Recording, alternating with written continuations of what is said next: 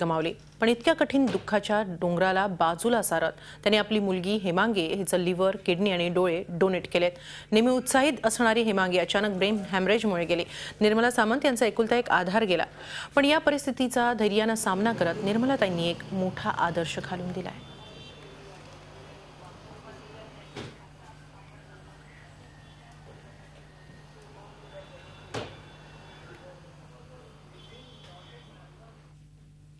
याचबाबत आपण बोलूया। निर्मलाताई आहेत आपल्याबरोबर। निर्मलाताई, एकीकडे मुलगी गमावली आहे पण दुसरीकडे ऑर्गन डोनेशनचा धाडसी निर्णय घेतलाय। इतकं मन घट्ट करून कसा काय हा निर्णय घेतलात? आपल्याला सगळ्यांना स्वतःला एक सामाजिक बॅकग्राऊंड आहे आणि आपण समाजासाठी झटत असतो आणि त्यामुळे जेव्हा आपल्याकडेच ही परिस्थिती निर्माण होते तेव्हा आतलं एक कॉन्शियन्स असतं, आपला एक आवाज असतो।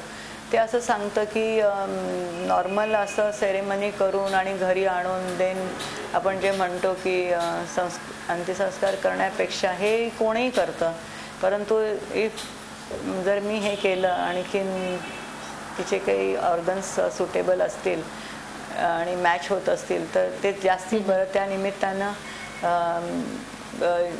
ती जिवंत राहते दुसऱ्या कुठल्या शरीराच्या फॉर्मॅटमध्ये एक असतं। आणि जी माणसं आज इतके वर्ष सफर होत आहेत त्यांचे दुखणं तेवढं, तर ते वेट करतात की असं कोणतरी आम्हाला लिव्हर मिळावं, आम्हाला किडनी मिळावी, आम्हाला डोळे मिळावे। त्यांची जी हे असते दुर्दशा झालेली असते, तर असं वाटतं की जर त्यांना दिलं तर त्यांना एक जीवदान मिळेल।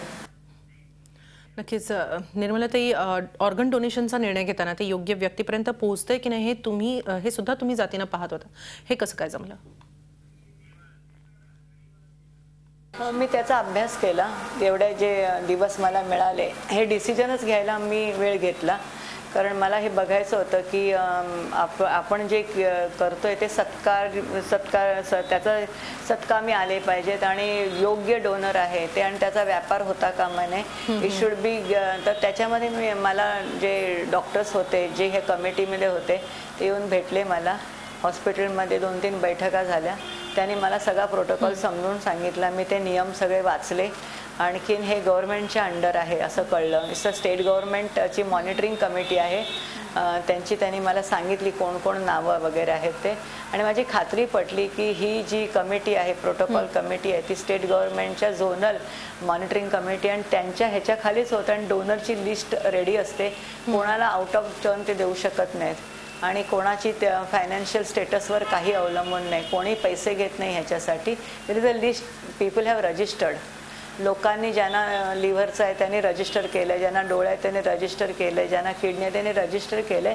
आणि असं कोण पेशंट हे होणार आहे ते कोणाला जावं ह्याचे नियम घालून दिलेले आहेत। हे ज्याला मला कळलं, मी त्याचा जो अभ्यास केला, ह्या 2-3 दिवस मला मिळाले त्याच्यामध्ये, तर आय वॉज गोईंग थ्रू। मी काही डॉक्टरना सगळीकडून व्हेरीफाय केलं, मी सगळ्या डॉक्टर्सकडून व्हेरीफाय करून घेतलं की हे असं व्यवस्थित केलं तर काही प्रॉब्लेम होणार नाही ना, असं नाही की आपल्या पश्चात ते।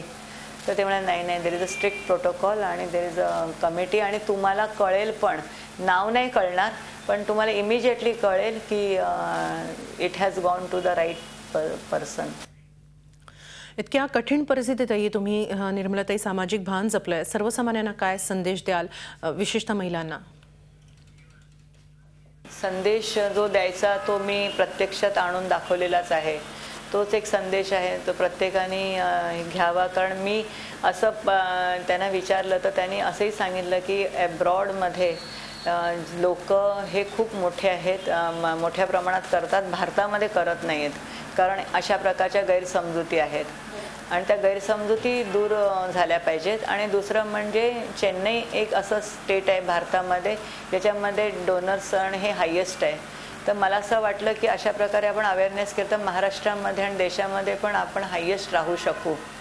आणि म्हणून स्त्री खूप इमोशनल असतात, सेंटिमेंटल असतात, पण स्त्री धाडशी पण असते, बोल्ड पण असते। तिला एक पटलं गेलं पाहिजे की नाही हे कॉज आहे पण ह्याच्यामध्ये योग्य मार्गाने देऊ शकतो, असं जर त्यांच्या पुढे उदाहरण आपण अवेअरनेस केलं तर त्या स्त्रिया पण इंड्यूस होतील मला असं वाटतं आणि निर्णय घेतील।